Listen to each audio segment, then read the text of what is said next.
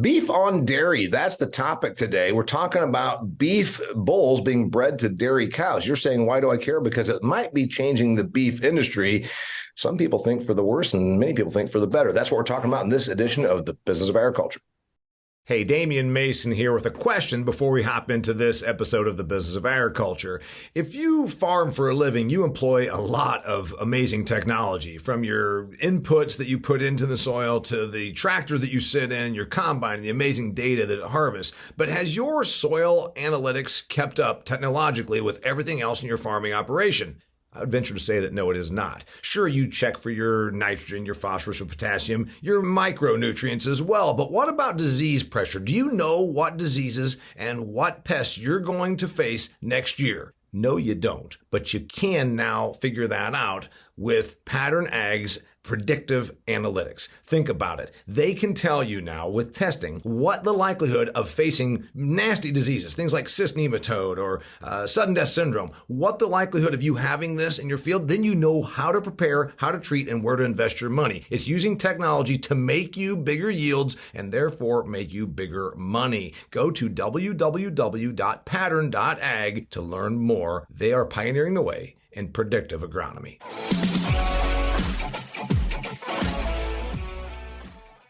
Hey there, welcome to another fantastic episode of the Business of Agriculture. Got a great topic for you. We're talking about beef on dairy. Unless you are in parts of Europe where it's dairy beef, the main thing we're talking about here is something that's a phenomenon you may not even know about unless you work in the meat trade, where we're taking beef bulls and breeding them to the lesser dairy cows within a dairy operation. We can talk about why that happens and how it's happening, how it came about. That's really where we're going with this, but also what's the influence downstream?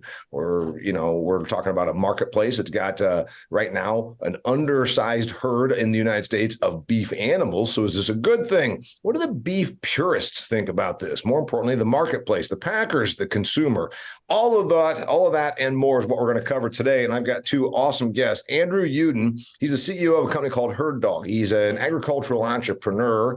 He has many things, many balls in the air. His background is he's a Nebraska kid whose family is in the cattle feeding business with a side of ranching.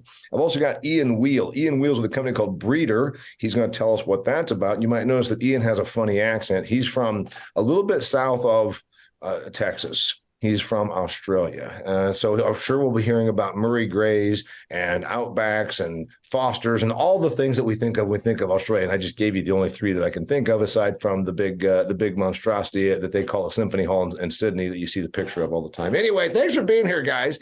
Great topic. Real quick background, Ian, I may have butchered that. Welcome to the show. Tell us about Breedr. What's Breedr do? Yeah, so look, Breedr is about 5 years old now. I grew up on a ranch farm in Australia, doing a lot of cattle, but then spent 10 years in supply chains working with retailers and people like Fonterra, who's a big dairy group out in New Zealand from an advisory perspective. And about 5 years ago, just, call it peak vegan, but it was that time where everyone sort of felt under threat. And so Breedr was born out of that, about how do we build better beef supply chains and what can we do to build better beef supply chains. So it was set up as both a data company and a supply chain company where we have a ranch management tool that helps collect individual data, but we also have a team that helps build supply chains. And even though I'm Australian, I actually started it in England. And interestingly, beef on dairy was about 55% of the harvested cattle in the UK. So, beef on dairy became a big part of the business early on. And we're now working with supply chains across the US, right from dairies through to packers, tracking and tracing the whole supply chain. But, we're effectively a data and technology company that really does help beef on dairy, but also beef be able to produce these better supply chains. I want to come back to the Europe part of that as my next question. Before I do, biographical on Andrew Uden. I didn't get anything wrong there, did I? Nope. What I liked about Andrew, he was in my audience. I spoke to Open Prairie. They are a private equity organization that invests in agriculture, and the room was full of agricultural investors and then agricultural people like Andrew. Andrew was very participative, and I enjoyed having a beer with him afterwards, and we talked about the business. And I said, you've got to come on my show and talk about this phenomenon, beef on dairy. I'm going to say it's been going on for the last less than a decade. Does that sound right? When did this thing, it sounds like it started in England more than and then it came here. Give me the background here, Ian. Yeah, look, Europe's been big dairy for a while, and so they've been doing beef on dairy over there. Slightly different grids, so you'll be putting a Belgian blue or a British blue quite often, but more and more it's becoming Angus. Certainly, there's some calving ease issues with those ones, but what we've seen in the US is there's been a lot of they were doing a lot of sort of black and white steers or Holstein steers, and there was a market for that. Like Kroger had a program 10 years ago and started to build that, and there's a couple of big feeders out of California who used to do it.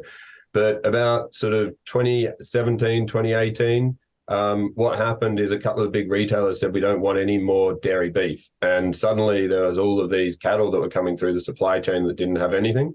And that really coincided with the generation of sex semen. So where before dairies used to have to breed, twice the amount of cattle to get heifers, suddenly they could now just use sex semen and they only needed to breed 30, 40% of their cattle to get their replacement. So when you put those both together, you suddenly didn't have a market for your Holstein steer. And, then you started AIing those cows to get a black steer.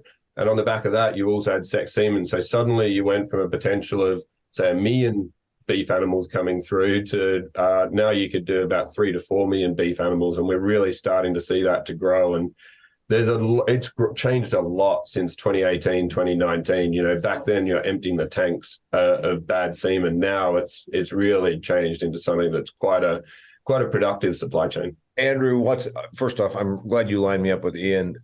He just spoke over the head of about 1/3 of the audience, and they're not dumb people. They know agriculture, but you just threw a lot of vernacular out there that is specific to. All right, let's start at the beginning here. What happens is we're talking about breeding beef genetics to dairy genetics, and right. For the person that's listening to this, that's in the cranberry business, and I always use that as my sort of my example. What we're talking about is they drive down the road and they see a cow. Okay, so there's cows that are made to be more beef oriented. There's cows that are made to be more dairy oriented. Okay, that's been going on for hundreds of years since we started doing selective genetics, and a lot of it came from Europe. The primary breeds in the United States, there's are European. I'm talking about the dairies, and then there's the beef genetics. So what we're talking about there, and also use the word heifer, that means a female cow that's not yet had a calf. And we're talking about AIs, and you're saying, what the hell is he talking about? Artificial intelligence? No, the AI and ag before artificial intelligence meant artificial insemination. Almost every dairy animal that comes out of the womb was bred artificially. We don't really use bulls on dairy cows. So that's what we're talking about. We still use bulls in beef because they're out running around on thousands of acres out in the western, rugged terrain. You're not going to catch them when they're in heat and then inseminate them in that 24 to 36 hour window when, ovulation happens artificially, whereas you can do that on a confined dairy operation. I'm just giving you background because my friend Ian went right to the stuff that might confuse some people. That's all right. I need to tone it back to a beer conversation, but we'll be right.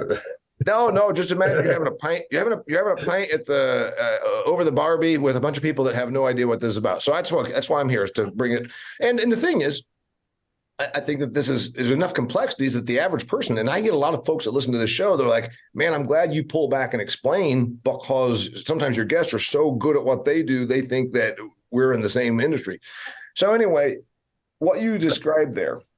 Yeah, well, I think the other interesting thing to your point is beef on dairy has been a bit of that. Like, even to the beef industry, people don't quite understand what it's achieving, what it's doing. And I think it's been something that's just grown and grown and grown and taken supply. But, what's really interesting is, you look at the highest marbling bulls. So most people have heard of Wagyu. That's actually originally a dairy animal. So you have these Holsteins, which are a dairy animal, dairy breed, and they have really good marbling, and you put a Angus bull over them. And I think, what's been interesting is just how people are trying to understand, and in Europe, what that does for meat quality and for eating quality and everything that goes with it. But you're right, like this all starts at the dairy because the dairy needs to breed a calf to produce milk. And that's the essence of this versus a beef cow, which is there to breed a beef animal. And that's the big difference. Andrew, as a beef feeder, I know that you beef people, you go to your conventions and you wear your cowboy hats around and you get, and you're all, you don't even like what he just said, that this came about because of dairy. Beef people, let's face it, you hate dairy. You hate dairy farmers.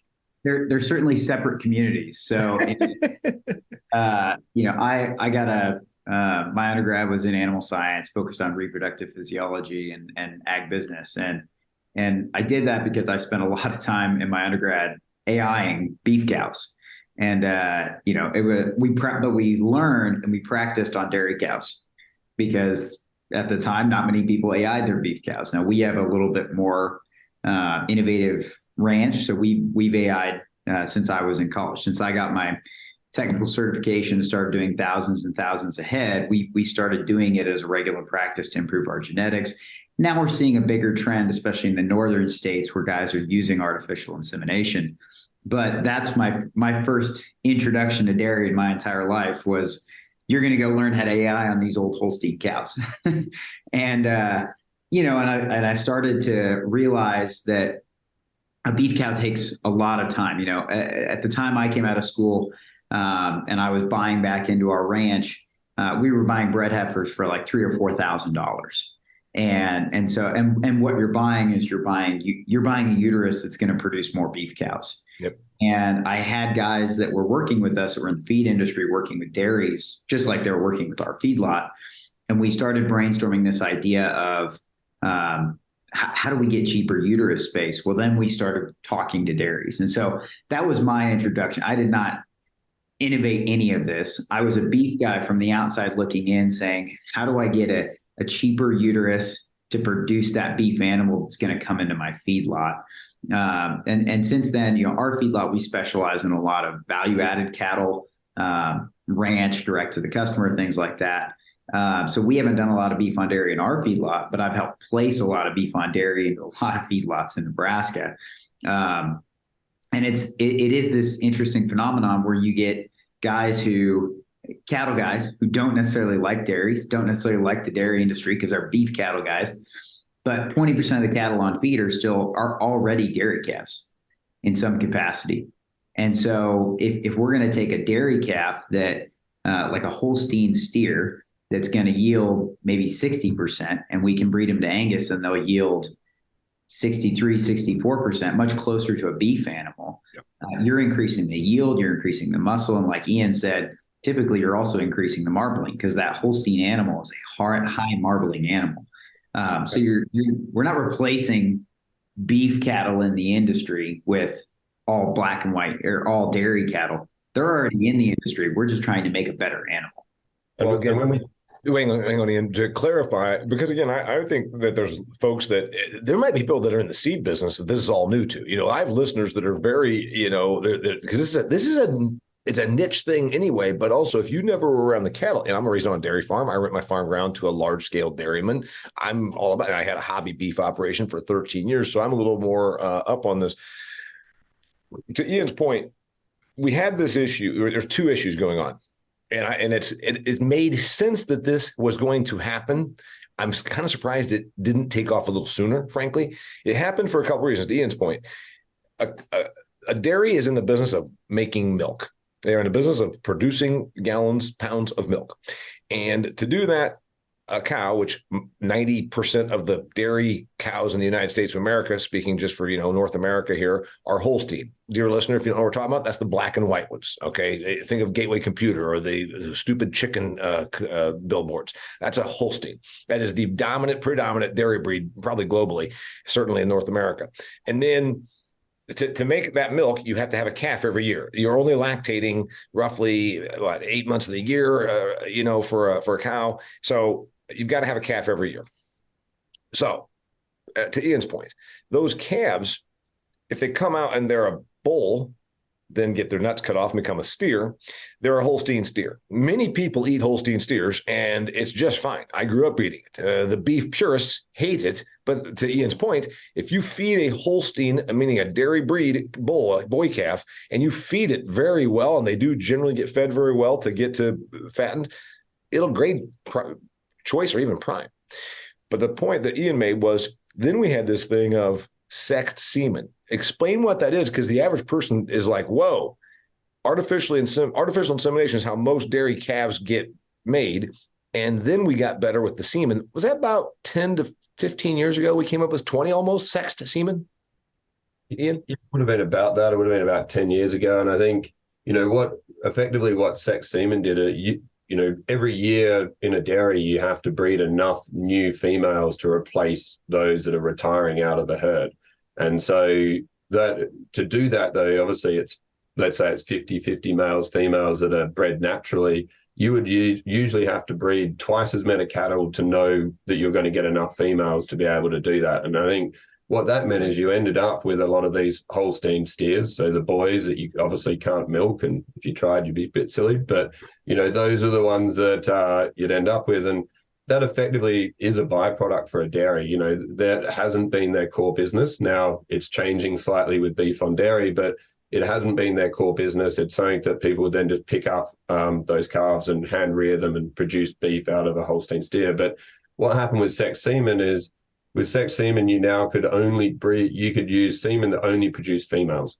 And what that meant is you suddenly, instead of having to breed, nearly all of your cows to be able to get enough replacements, you now only had to breed half your cows to get enough replacements. So you had all of these other uteruses available to breed whatever you really wanted to with those cattle. And, that's when you could start putting in an Angus artificial insemination to be able to. So from a practical standpoint, again, since many of these people are the dairy is completely foreign to them. So sexed semen means, like you said, it's like a 90% chance that it's going to throw a heifer calf. Isn't that roughly what it is? Yeah. It's about that. So essentially you go to if you're a dairy operator, you got 1,000 cows. You're going to take say best 500, let's say, and breed them with sex semen. Your most productive, best genetics, best on their feet. They're just great cows. You're going to breed them. The other ones are still giving milk. You're not getting rid of those cows, but you don't need their calf. You don't need their calf for replacement, to Ian's point. So then you say, I've got these uteruses. I don't need the girl calf out of them. I'm going to breed it. And that's then where we came up with this idea of beef on dairy. So kind of tell how that works then, Andrew, because you said the beef industry needed uteruses, and you need a place to get calves. So then you guys, the beef people, some smart beef people that were willing to march across the line of demarcation and enter a dairy facility, because those beef people hate dairy folks so much. Take me there.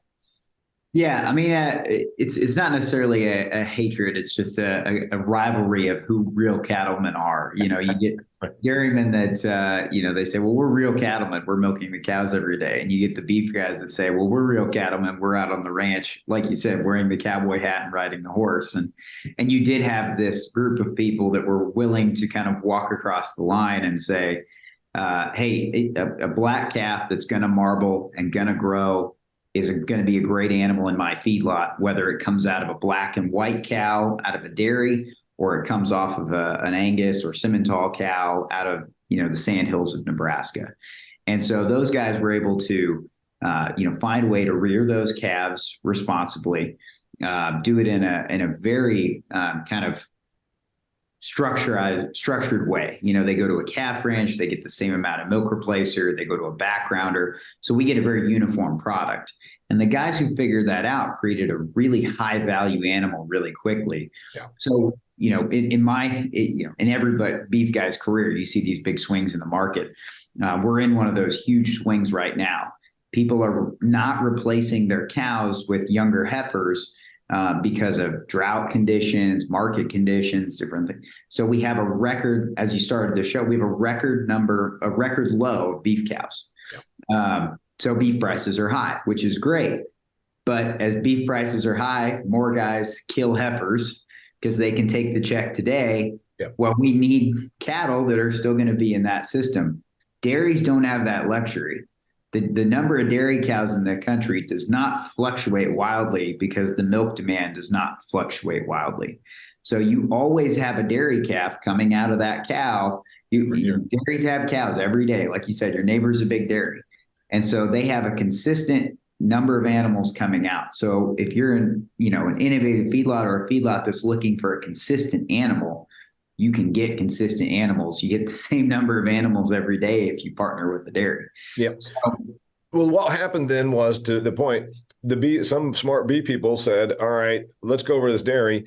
And this dairyman has his best 500 cows, to Ian's point. He's going to breed them to sexed semen, which is pretty expensive because you're trying to get amazing genetics for the next heifer, girl calf. And I know that I'm speaking like a kindergarten teacher sometimes when I say girl calf, boy calf. Anyway, so they're doing that. But then for the bottom 500 cows, like again, they still want them for milk, but they just want their calf. They don't need their calf. Then they said, all right, let's breed this to a really good Angus semen, artificial insemination. And generally, don't they go black? They go Angus. Yeah, they do black. But, what was interesting is initially they didn't go to really good semen. Actually what they went to was like the bottom of the tank, which is, the tanks where you store all the semen, and they sort of just put black in, and they put any black in. And actually, if you look at the first 3 or 4 years of beef on dairy, people were still complaining about yields and grades and everything like that, because they were taking Angus semen that could have been 20 years old and just sticking it into these cows. They're like, let's give it a go. Yeah. And, I think the really interesting thing about what beef on dairy is now doing is that it's because you're artificially inseminating, so which bulls have been put into which cow, you can then track which bull produced what cow. So what we've seen in beef on dairy is this really fast iteration of learning, because you're able to track this data that we hadn't been able to do in a lot of other industries, and you're able to iterate on the genetics much, much faster. So now, yes, they're putting in really good Angus genetics, and it's producing a really good consistent product. And from my side, some of those learnings now with genomics, which we can talk about genomics in a second, but are now flowing into the beef industry, and you're seeing it actually accelerate the whole beef industry. And I think that's some of the real positives that are coming out of this, is like the impact it's having on the entire beef industry. And we can probably get to that and things like sustainability in a bit, but I want to get to all that. By the way, I want to remind you, if you're listening to this, that you might have a revenue source. If you're a farmer or a landowner, you might have a revenue source that you've not tapped. In other words, besides the crop, besides the animals you produce, besides whatever it is, there might be a thing called ecosystem marketing. Truterra is focused on supporting farmers at every stage of their sustainability journey to help them plan, make, and maintain regenerative management practices to improve the agronomic, economic, and environmental sustainability of the operation for the long term. And you can get paid to do it. So if you want to learn more about this, there's a program that might be the right fit for you. Go to truterraag.com/enroll. truterraag.com. The idea here is you could get some payments for doing some things on your farm property that will make you money. And who doesn't want to make a little side revenue? Okay, so you guys talked about yield and grade. Again, for the person that's in the canned processed food business that listens to this show, what that means, Andrew, is, what we really did was, that Holstein at that dairy is going to have a calf every year so we can keep producing milk, because you only lactate if you have a calf. We're breeding the lesser genetic, or the lesser cows, less performing dairy cows, so they keep putting out milk, but we don't need their heifer calf. We'll breed them to a Angus bull. We've upped the game on that. To Ian's point, we were just taking shitty old Angus semen, whatever we could get our hands on at first, and we're like, wait a minute, what if we actually bred them to a good one? And what you're saying is now we're getting a consistent calf that comes out. It's half Holstein dairy, it's half Angus, let's say, and it's still going to have a little finer bones. It's going to be a little bit dairy looking, but it's also going to be dark, and it's also going to have that marbling and that propensity to put on gains. So that's where we talk about yield and grade. So talk a little bit about that, Andrew, to the person that is still learning. Yeah, so the vast majority of the beef industry, the feedlot industry where I grew up, we still get paid on pounds.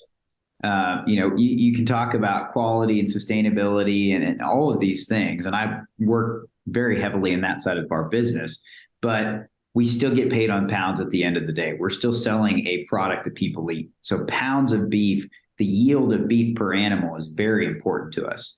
If you have an animal, let's say you have a 1,400 pound steer going to market. If he yields 60% yield, so 60% of that live weight gets turned into product, he has about an 880 pound carcass, 840 pound carcass. If you have that same steer and he yields 63%, he's got an 882 pound carcass. Yeah.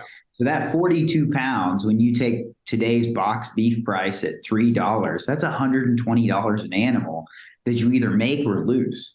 And extrapolate that, your feed yard has 5,000 head of animals on it at any given time, and you get 2.5 turns or 2 1/3 turns on that, because they're on there. I'm just throwing out here some rough numbers. So 5,000 animals, let's say, and $120 difference per animal. And it's not just 5,000 animals per year. You have those 5,000 in for like 5 months. So you get another 5,000 for 5 months.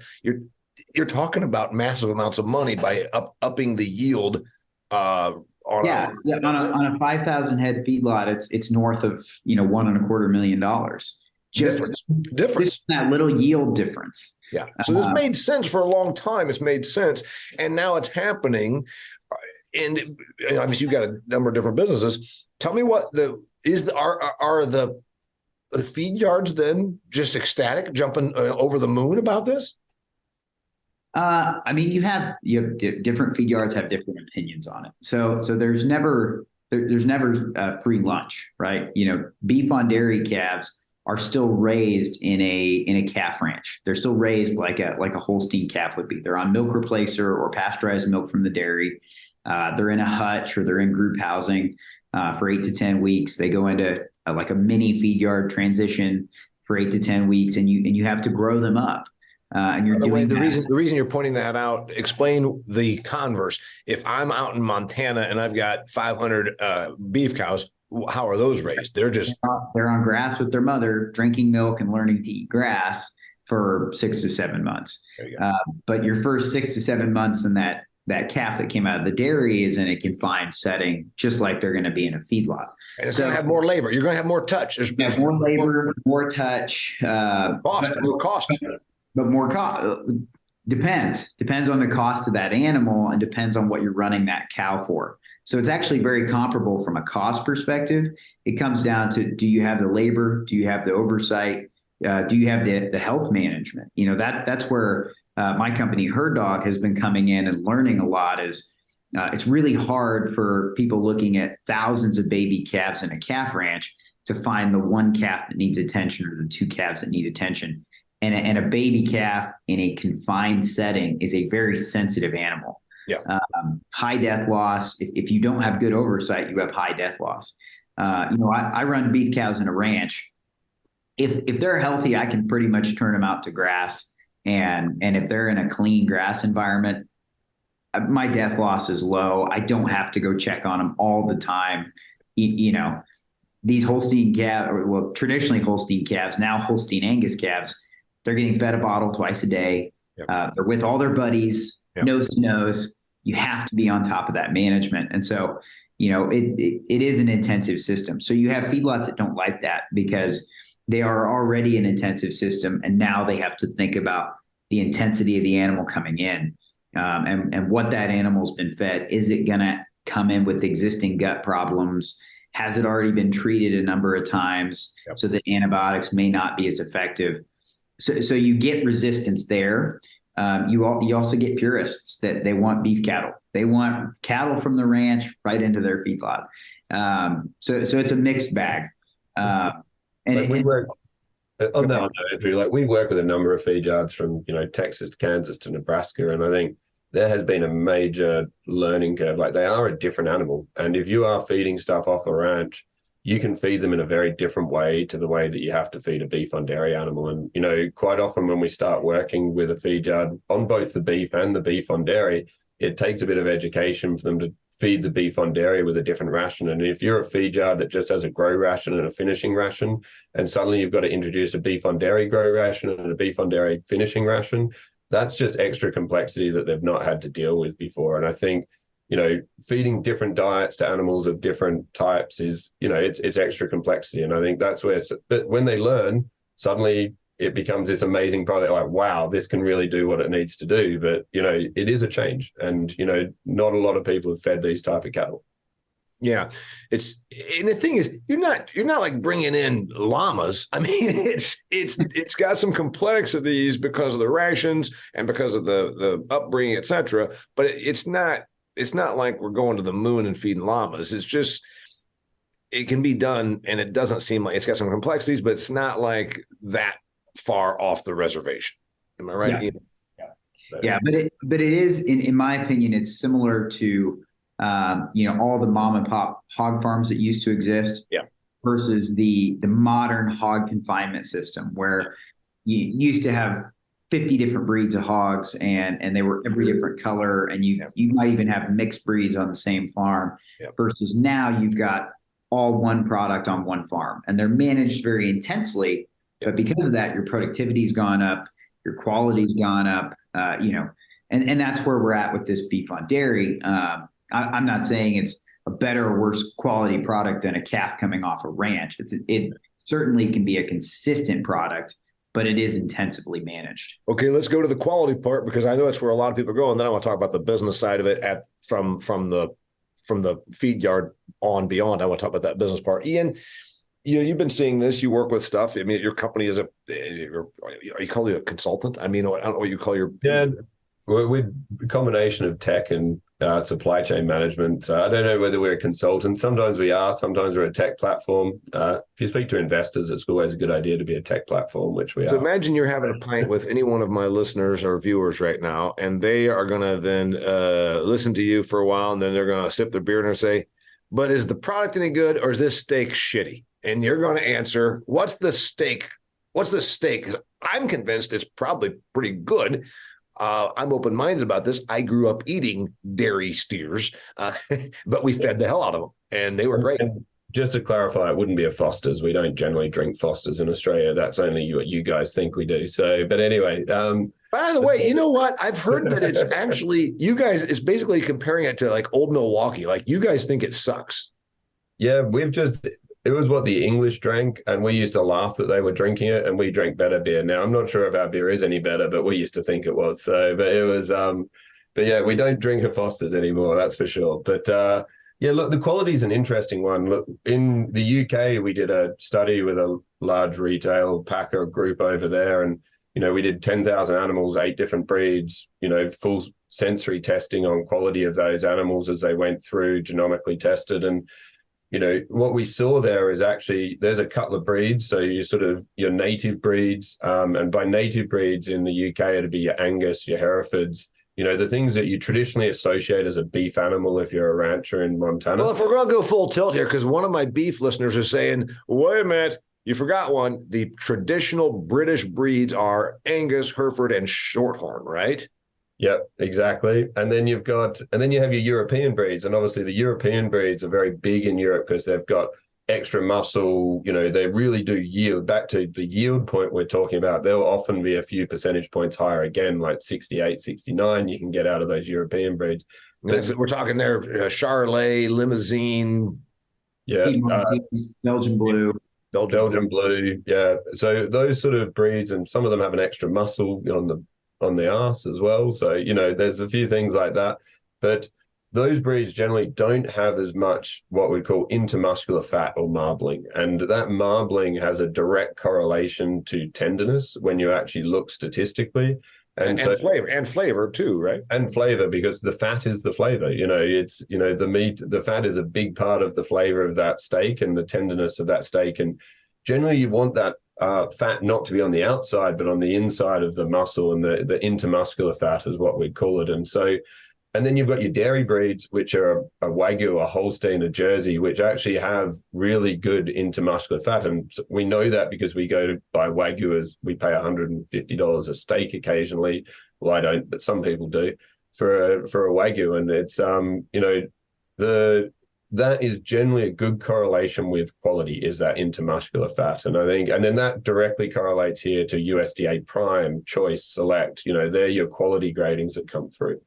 And from a beef on dairy perspective, what we've seen is we've got higher marbling come through. So if you feed them right, you are able to get really good marbling. Now, that's not to say that you're not able to get good marbling. Like when we did this study, it was your native breeds and your dairy breeds that got the best marbling. And so, one versus the other, if fed right, can both produce very, very good animals.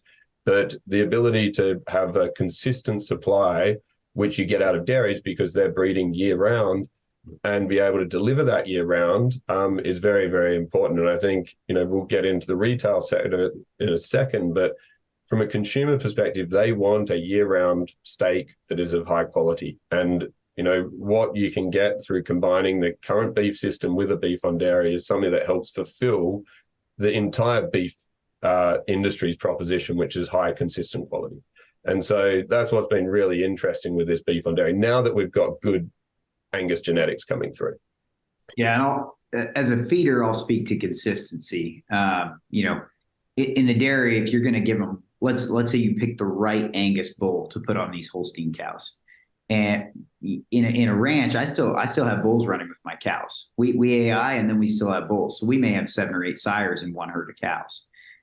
If I get one Angus bull that I know works on these Holstein cows, and I breed 3,000 Holstein cows to that Angus bull, 50% of my genetics coming into my feed yard are on those animals are all consistent.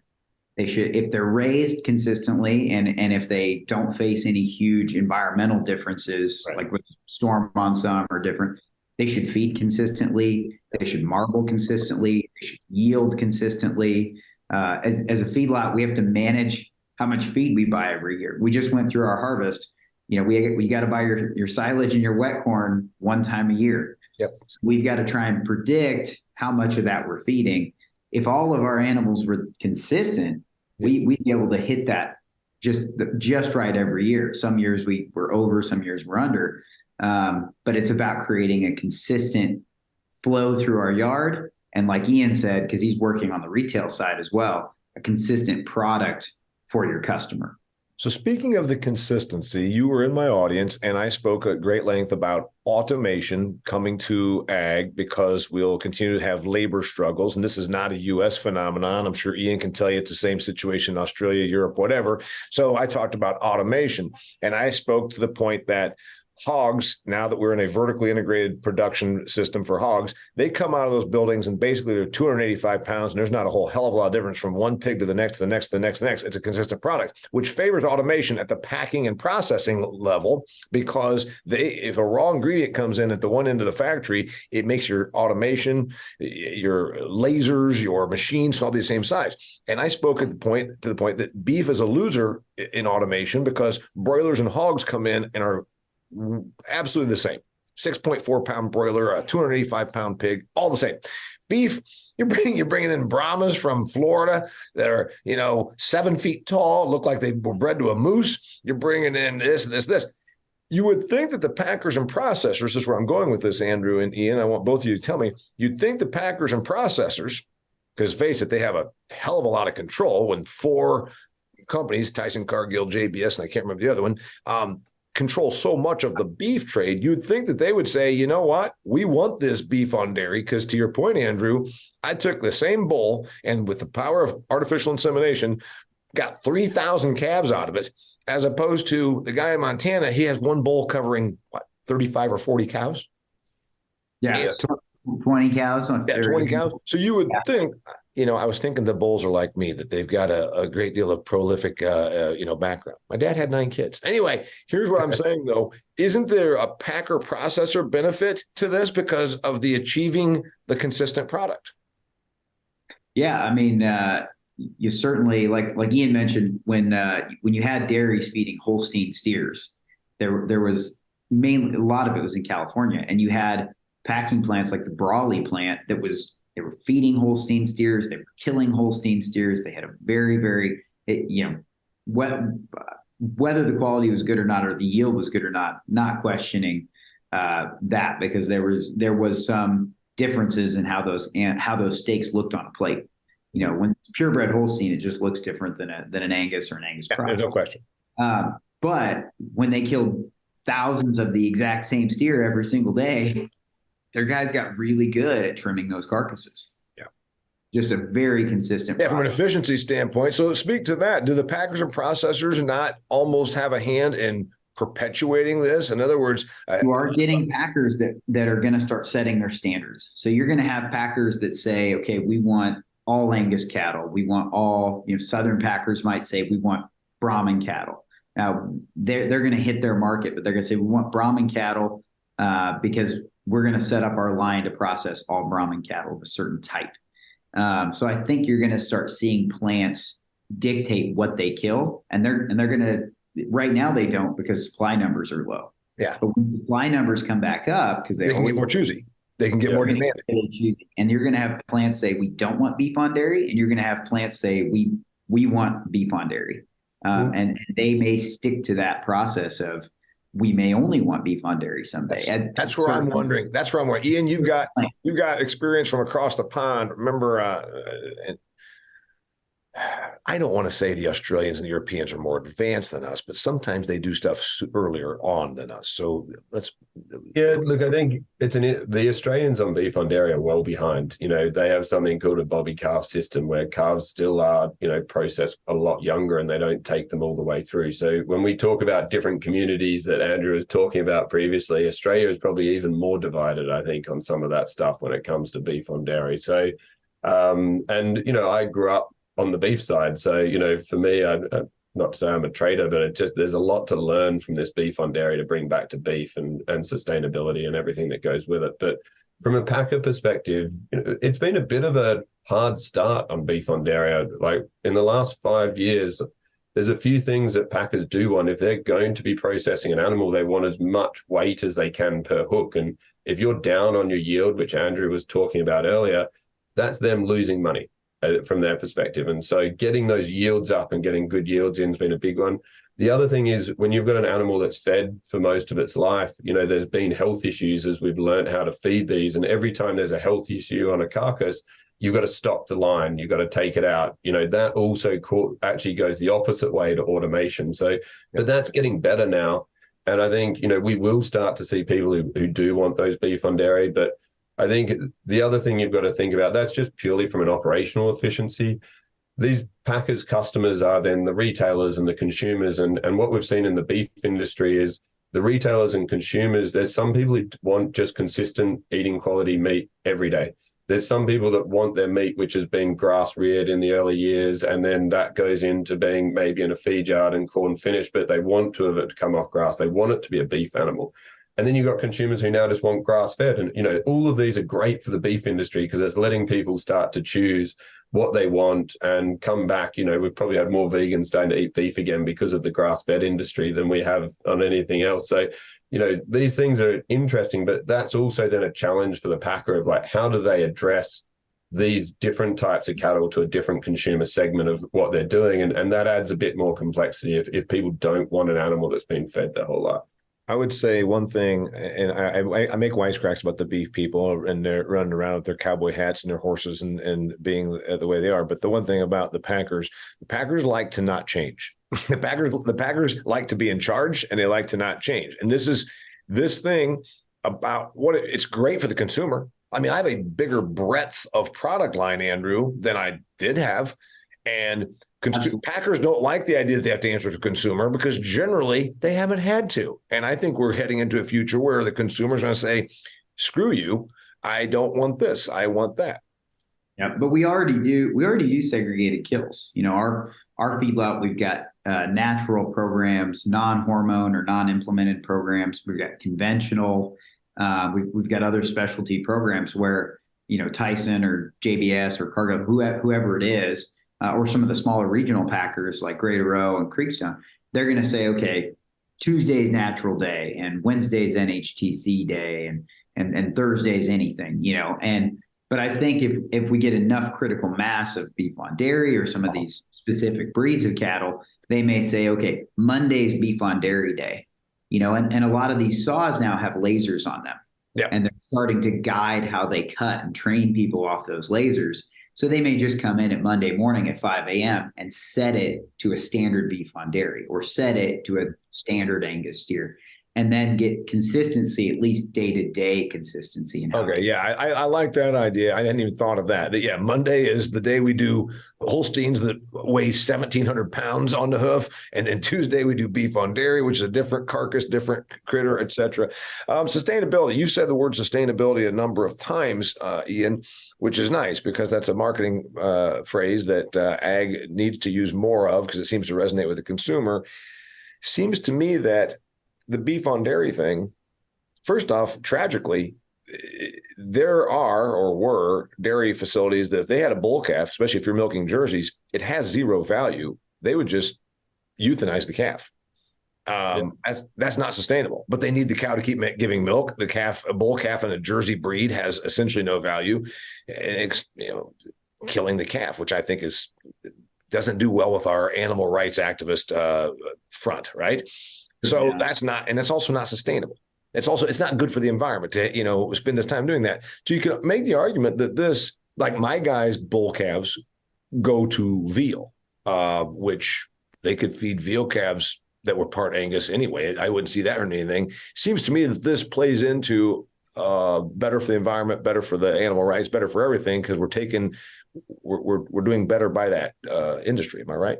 Yeah, definitely. And if you look at Europe, where a lot of this started, like there was a bigger veal market. So, a lot of these were raised, and that, consumers consume a lot more veal in the European markets than they do in the US, where you need a full beef market. And, things like rosé veal and just normal veal were a big market. But Europe's been probably taking some of the lead on this. Like some of the big dairy co-ops over there, like Arla, have actually been implementing making sure that calves aren't euthanized. So you have to keep them to 8 weeks of age. And generally, once you've got them that far, you keep them going anyway. So some of that's already happened. We're seeing New Zealand with Fonterra trying to now implement some of that in New Zealand as well.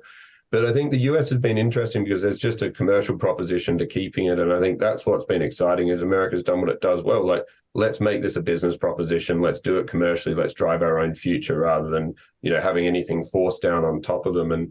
But you're right, it drives a circular economy. A lot of these supermarkets, quick serve restaurants are all buying the milk from these dairies. And so it's the right thing for them to be doing, to buying the beef into their burgers or the beef into their shelves.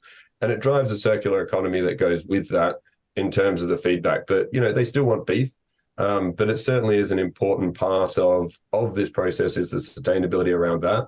The other side to it, which I think has been really interesting, is what consumer wants is traceability and data. And dairies have generally been much better at data collection and data information and understanding the data of their herd than what a beef guy has. Like, it's very hard as a beef guy when you've got 200 cattle out on a ranch. You're not touching them for 6 months. You don't have the data.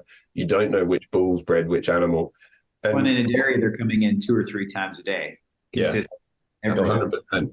And so you're now getting this level of data that helps the end retailer, end consumer just prove out that value and sustainability and the benefit of what's happening. And I think that's what we're seeing as exciting now to work on the beef side of the business is actually that learning's now coming into beef. So beef can prove itself as an even better product and continue to optimize and continue to improve genetics and welfare and everything as well. But, I love beef. This isn't just about beef on dairy. This is about how do we prove out sustainability for the whole beef industry?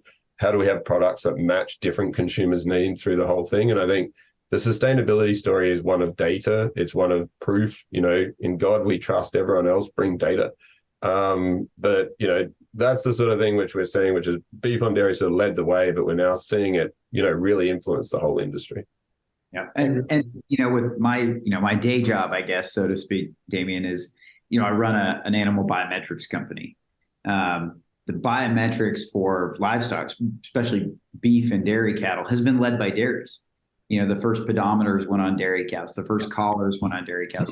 First ear tags went on dairy cows. My company makes smart ear tags. By the way, the person that is Andrew, if I tell my friends at my winter house in Arizona that are completely removed from this, I'm like, do you realize that my buddy Andrew has a tag that gets put into a calf's ear that monitors everything from it's everything, right? Like temperature, activity, where they're at, so we're looking at, it's a Fitbit for the cows, right? But we gained a lot of our insight, especially like reproductive insight, estrus cycle, because all of these dairies are AIing and all of them are palpating their cows all the time. So we could flag an animal as in heat, ready for breeding, and they would go and check it. And so now we have a really accurate estrus algorithm that we can go and take to an Angus producer that decides, I want to AI my cows for the first time, but if this is going to work, I need a high conception rate. Well, great. We can give you that accuracy you need because we've learned all this data on Holsteins and Jerseys and everything else. And the dairies. Same thing for calf health. The calves in the hutches and the calves in the group housing and babies, they're being monitored all the time because they're being fed twice a day with a bottle. Well, now we get really accurate health data out of those. We can extrapolate that up into the feed yards. So we have a tool for the beef industry now that came out of the dairy industry.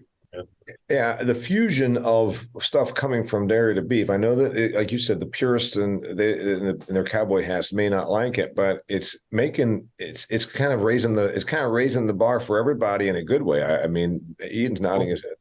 Yeah, well, like similar sort of thing, because we're obviously tracking data through the supply chain, but we're now able to, in beef on dairy, we started linking the carcass gradings all the way back to the dairy, so they knew which AI straw produced high prime. And that's, there's 3 or 4 steps in that process which used to be lost. If you're a beef producer and you're buying a $10,000 bull, wouldn't you like to know if that produced really high prime, high grading cattle, so the next year you've got a better product? And I think, for the seed stock groups that we're working with, for the beef producers we're working with, that learning of being able to take data up and down the chain to produce a better animal and iterate faster and have a more sustainable future. And let's not forget, sustainability starts with making a profit. We need to, that learning is also learnings that now is really available for the beef industry. And a lot of people are doing that. They're adding in things like genomics to really get even deeper insight. And I think, yeah, it's quite exciting what's come out of beef on dairy and what it can mean for beef. I think we're going to probably leave it there. I love the discussion. I love the dialogue. I also like the fact that you said what I've been saying forever. Sustainability is a neat thing. Ask 100 people to define it and you'll get 100 different answers. But the main thing to be sustainable means you have to be profitable. Andrew has to make money and you have to make money. Speaking of making money, I want to give you a plug because I like you. HerdDogg is the company, 2 G's on the end of the word dog. And is that where the biometric thing is held?